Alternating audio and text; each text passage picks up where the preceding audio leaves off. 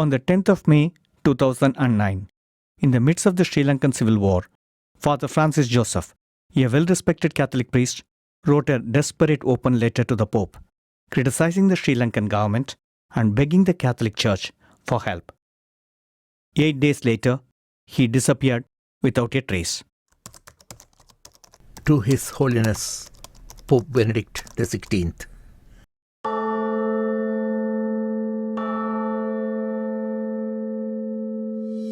The Sri Lankan government is waging the war to annihilate the Tamil nation.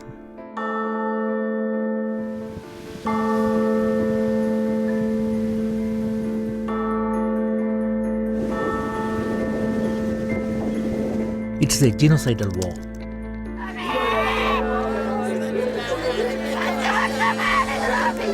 மனப்பயம் ஒரு பக்கம் எல்லாரும் குடும்பமாக சாகிறார்கள், நாங்களும் சாக போகின்றோம் என்ற ஒரு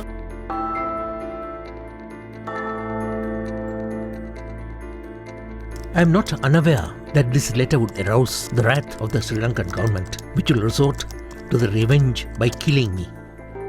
People who have surrendered to the army have not been killed, that is for sure.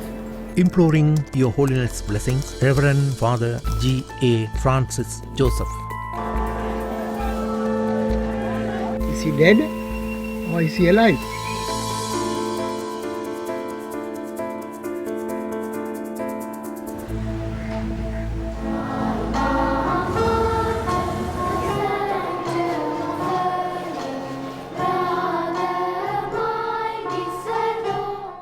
St. Patrick's College, Jaffna, Northern Sri Lanka.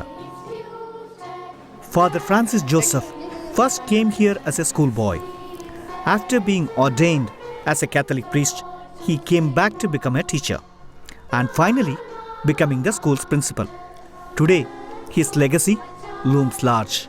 Almost his whole life spent in St. Patrick's.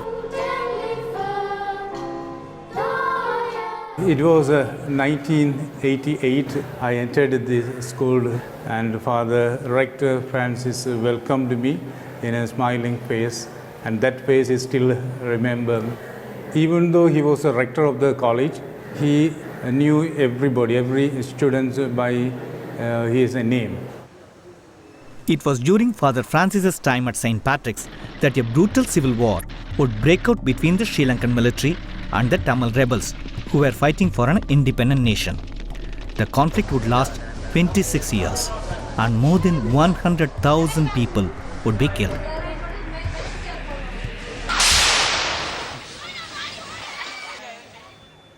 Chinnathurais chancellors was standing with Father Francis on the school balcony when the bombs began to fall. Bombing என்பது சாதாரண விஷயமாக இருந்தது. எல்லா இடமும் bombing. அப்போ அது வந்தால் 9 குண்டுகளை வீசித்தான் போகும். சீட்டு அங்கே போக துவங்கிடுச்சு. அப்போ நாங்கள் எல்லாம் சர்ப்ரைஸ். ஒரு குண்டுக்கு என்ன நடந்தது, வாட் இஸ் த ஒன் மோ. ஒரு 6-5 நிமிடங்களுக்கு அப்பாலே பார்த்தபோது ஒரு குண்டொண்டு ஒன்று சொல்லி ஒரு சத்தம் ஒன்று கேட்டது.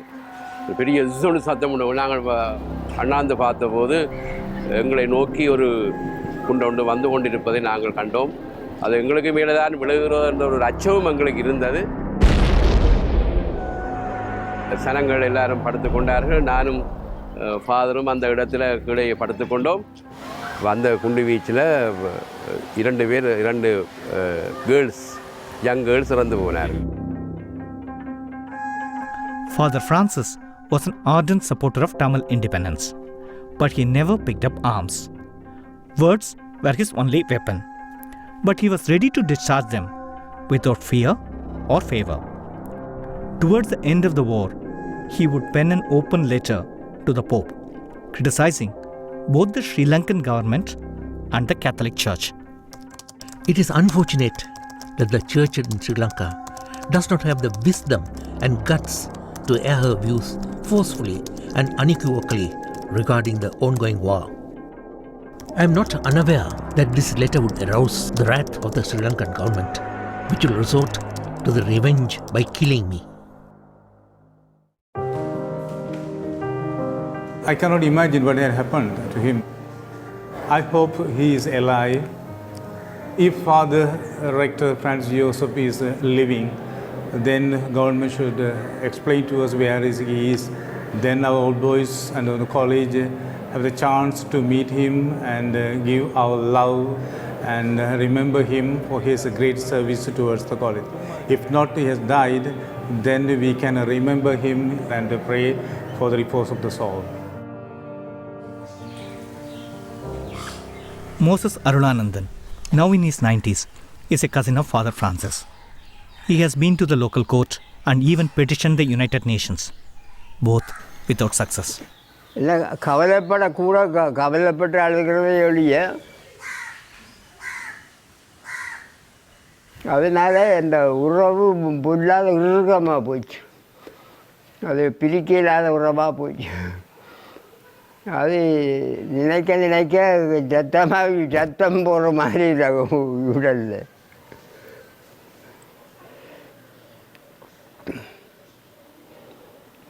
ஐயோ கடவுளை எப்படி எங்கே கண்டு காண என்ன செய்கிற ஒன்றும் செய்யலை.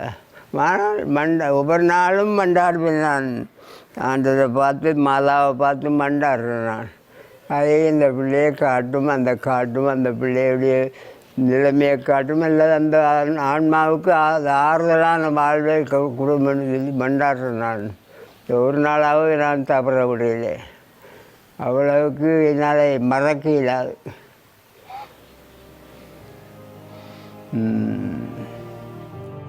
A few years after retiring as principal of St. Patrick's Jaffna in the early 90s, Father Francis moved to Kilinochchi, where he would spend the next 10 years. Kilinochchi had become the headquarters of the most powerful and ruthless rebel group, the Liberation Tigers of Tamil Eelam, known as the LTTE or the Tamil Tigers. By now, they were controlling large parts of the north and east. Atrocities were being committed on both sides, and tens of thousands of people had already died. During the war, he was worried about the safety of the people. I know Father Francis as a little boy. The favorite food that he likes is this, what you call, hard-boiled eggs. Because he told me, so whenever he went home, it was his mother who every day wanted him to have an egg that was also hard-boiled, and he continued the tradition even in the college. I would label him as a man who would be happy to tell the truth, share what he feels about things. Ordinary people see the church in the Tamil homeland as a powerful, highly organized institution which should speak out fearlessly for justice and truth. I felt that it was a letter that came from his heart, and it is not anything that is exaggerated, that he is just experiencing what he saw.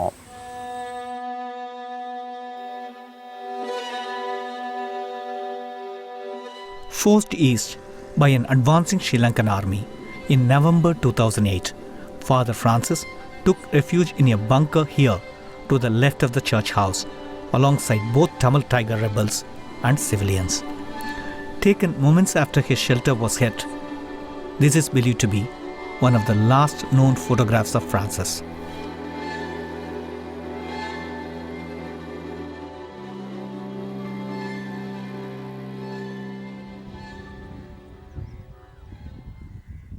A memorial in Mullivaikal dedicated to the Tamil dead, now a place of peace and reflection.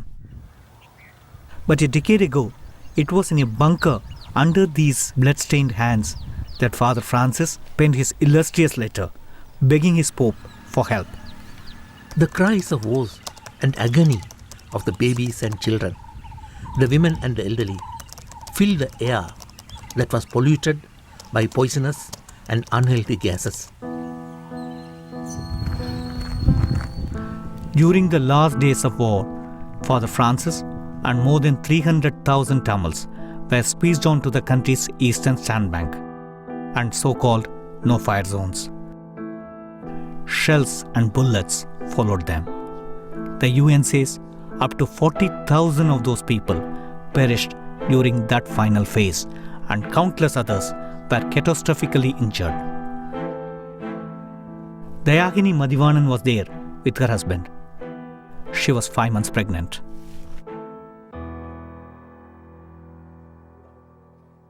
கடைசி நாள் நாங்கள் வெளிக்கிட்டு இராணுவ கட்டப்பட போக வெளிக்கிட்டு நடந்து போய் கொண்டு வந்து நாங்கள் போய்க்குள்ள செல்லுகள் அப்படி வந்து விழுந்து கொண்டு இருந்தது. அப்போ ரோட்டு கரை ஃபுல்லாகவே வங்கர் வட்டி இருந்ததுண்டா இருந்த மக்கள் வட்டி இருந்து பாதுகாப்பு வாங்கர்கள். அப்போ கடைசியாக சண்டை நடந்து கொண்டிருக்கு, சுத்தவரை வந்து செல்லுகள் விழுந்து கொண்டிருக்கு, கிபிர் அடிச்சோன்றிருக்கான். சாதாரணமாக கையால் வச்சு சுடக்கூடிய துப்பாக்கி ரவைகள் வந்து ஒவ்வொரு தடவை செல்லடை போட்டு கொண்டு அப்போ உள்ளுக்குள்ளே போகிறதானேன்னு சொல்லி போட்டு எழும்பும்போது ரவுண்ட்ஸ் வந்து எனது களத்தில் பட்டு வாய்க்குள்ளால் வந்தது. அதுக்கு பிறகு என்ன நடந்ததுன்னு தெரியாது. நான் நினைக்கிறேன் வரலாற்றில் ஒரு பெரிய ஒரு விஷயத்துக்காக ஆளுதாண்டா அதுதான் ஒரு முதல் முறையாக இருக்கும்னு நினைக்கிறேன். நான் நம்புறேன் அழுத ஒரு விஷயம். ஆள் கீழே விழுந்து கிடக்குது, களத்துக்களால் வந்து ரத்தம் வந்து இந்த பைப்பில் ரத்தம் வந்து தண்ணி பாய்ஞ்ச மாதிரி ரத்தம் பாய்ஞ்ச ஒன்று.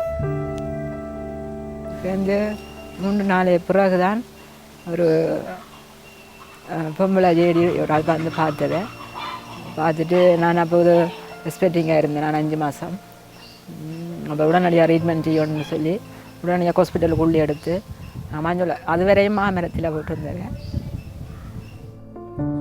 Dayagini's twin girls died before they were born.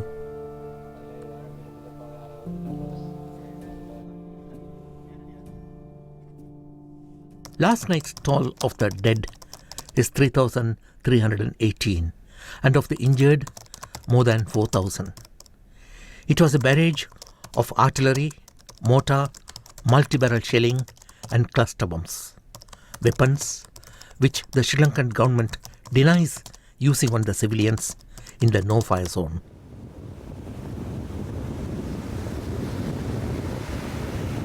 Back on the sandbank a decade on, and still looking for their loved ones, all of whom followed Father Francis to an uncertain fate.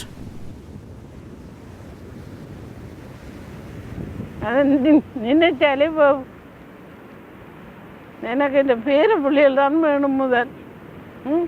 அதுக்கு ஒன்றுமே தெரியாது தம்பி. அந்த பிள்ளைகளை தான் எங்களுக்கு முதல் காட்டவும்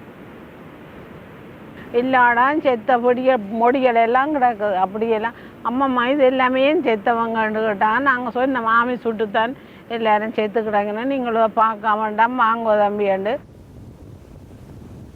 At an army checkpoint, Satyadevi's son-in-law surrendered under the guidance of Father Francis, taking her daughter and grandchildren with him.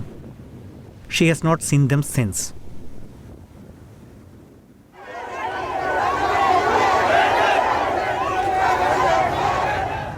Satyadevi regularly joins thousands of protesters, along with friends of Father Francis, to march the streets of northern Sri Lanka, demanding answers. Amongst the missing are many children who were forced to become soldiers by the Tamil Tigers. Mariam, not her real name, was 13 years old when she was taken. She has asked us to disguise her identity. While Father Francis was highly critical of the government forces, he remained silent about the atrocities committed by the rebels. அது முன்னாள் போராளி என்ற வேர்டே எனக்கு வேண்டாம். கட்டாயத்தின் பேரில் தான் என்னை பிடிச்சு கொண்டு போனாங்க. வீடு எல்லாம் பூந்து புலிகள் அமைப்பினர் சோதனை இட்டனர். இதில் அருகில் இருந்த தேவாலயம் ஒன்று வலைஞன்மட தேவாலயத்தில் பிள்ளைகள் நிறைய பேர் தஞ்சமடைந்திருந்தனர். மேலே அந்த ஓட்டுக்கெல்லாம் வெடி வச்சு பிறகு ஆக்களுக்கு எல்லாம் குண்டெல்லாம் ஆக்களுக்குள்ளெல்லாம் போட்டு ஆக்கள் எல்லாம் நிறைய பேர் காயம் செத்த வெள்ளமாக கோயில் முழுக்க. அப்பா அம்மாட்ட இருந்து பலாத்காரமாக என்னை பிச்சிச்சு கம்பிக்கு மேலே அப்பாவை அதுக்கு மேலே கிடத்தி அப்பாவை கொடுமை செய்தாங்க. அப்போ நான் என்ன குளற என்னை கூட்டிகிட்டு போயிட்டாங்க. அம்மாவை நான் பின்னுக்கு திரும்பி பார்க்குறேன். அம்மாவை மணலில் உருட்டி போட்டு அடின்னு அடித்தேன்.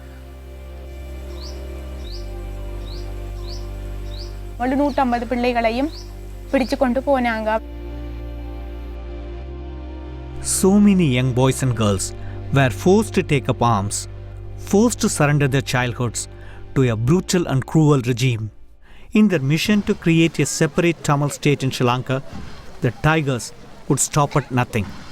Targeted assassinations, mass killings, and the use of both male and female suicide bombers were amongst their tactics. Blood was being spilt on both sides of the divide.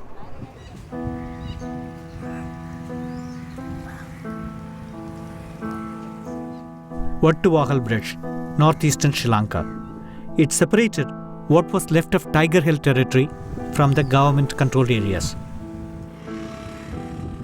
With the Tigers all but defeated, Father Francis, alongside 100,000 Tamil men, women and children, walked over this crossing towards the Sri Lankan soldiers, leaving a trail of death and destruction in their wake.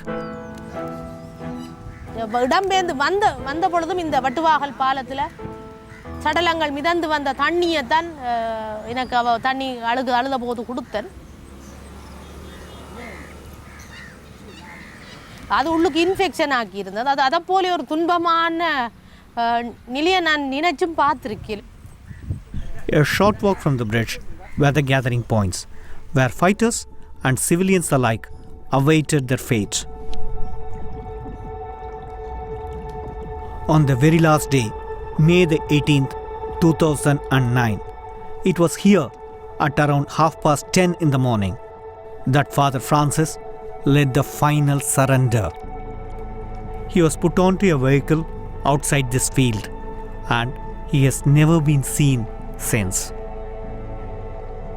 Anandi Sasidharan and Jayakumari Krishnakumar are both married to prominent members of the Tamil Tigers who boarded the bus alongside Francis. Today, the women are back at the field, remembering the last time they saw their husbands. நாங்கள் இறுதி போர் முடிஞ்ச பிறகுதான் இந்த இடத்துல வச்சு இராணுவத்திட்ட சரணடைய கொடுத்தனாங்க. இந்த கணவர் என்ற பிள்ளையை பிடிச்சி வச்சு கொண்டு தான் நின்றவர். பிறகு சரணடைய போயக்க பிள்ளையை விட்டுட்டு போயிட்டு வரணுன்னு சொன்னார். அப்போ ஃபாதர் நாங்கள் அதுக்கு முதல் நிற்கே ஃபாதர் ஃபுல்லாக வெள்ளை உடையோட நின்று முழு பேரையும் பேர் பதிஞ்சு பஸ் அடிக்கி பிறகு ஒவ்வொருத்தராக கொண்டே வாகனத்தில் ஏற்றி விட்டது. பதிய உடனே ஏற்றிட்டினேன். ஒரு ஒரு பேப்பர் இதோட ஃபைலோடைய வந்து சொன்னார், எழிலன் வாங்கோ சரணடைய போகன்னு கேட்ட பொழுது அதில் ஒரு செட் மாதிரி போட்டு ஆமி இருந்தது. அப்போ அந்த இடத்துக்கு அவர் அங்கேருந்து அழைச்சி கொண்டு வந்து அவரோட சேர்ந்து நிறைய நூற்றுக்கணக்கான போராளிகள் சரணடைய கொடுத்திருந்தோம். அவரும் அந்த வெள்ளை உடைக்கு மதிப்பளிப்பினம் என்ற ஒரு நம்பிக்கை அவரில் இருந்தது. அந்த நம்பிக்கை அவங்க பொய்யாக்கிட்டினோம். The time is running out. Some drastic measures have to be taken. Let Tamils struggling for freedom look up to your Holiness to come to their rescue. But no one came. At least 360 people left with Father Francis that day. Many were members of the LTTE, but amongst their number, children, some just 2 years old. It is the single largest number of people who have been enforcedly disappeared at the hands of the Sri Lankan army. I would say that it's very difficult to speculate on what could have happened to them, and that is why there needs to be painstaking research on what happened to them, where were they taken to, and what ultimately is their fate. In our conversations with the Office of Missing Persons, we have offered to make available to them all of the photographs, all of the information that we have.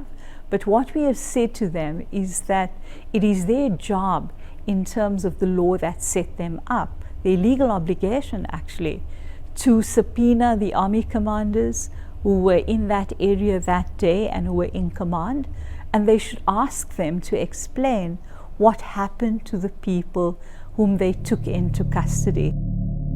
The Office of the Missing Persons was set up by the government in 2017 with an enormous task of finding the missing thousands. We have called for certain information from the defense forces. We have made certain interim recommendations to the Ministry of Defense, and we are aware that the Ministry of Defense has followed up on some of our recommendations with the army. So I think we have to wait and see as to how the cooperation would proceed. So far, not a single person has been found. The process of tracing, the process of preparing lists, the process of preparing the databases are things which do take time. Over the course of the conflict, the Sri Lankan military says it lost 30,000 soldiers. A number of divisions were responsible for launching the final offensive, ending almost 3 decades of war. Father Francis and those who followed him were unquestionably taken into army custody. But the military denies that they could have been victims of a war crime. What I can tell you is, people who have surrendered to the army have not been killed. That is for sure. If it has happened, we are there to punish them. No, army can't do that. It's illegal. But they also deny they are holding prisoners today. I am sure about there is no undisclosed place in Sri Lanka.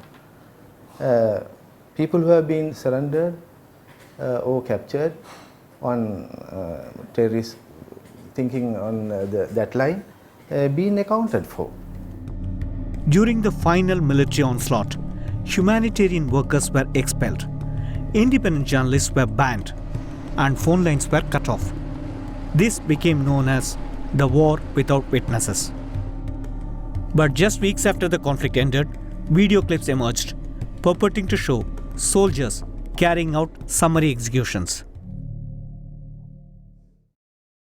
10 years on, not a single prosecution has been brought. At the current time, it's really impossible to bring a case in Sri Lanka because you will either lose your life or you will find that your case will become stuck in the system. If Father Francis is still alive today, he would be almost 87. Time is running out. I am really very much distressed. I could not sleep for 6 months. Whenever every night Father comes into my mind, and what happened to Father, and why you see, there are a lot of good people in this part of the world, in this country. Why are they not talking about this? உண்மையாக நடந்த நிகழ்ச்சி என்னென்று எப்போ ஒரு நாளைக்கு வந்து விளை வரத்தான் செய்யும், இல்லாமல் இருக்காது.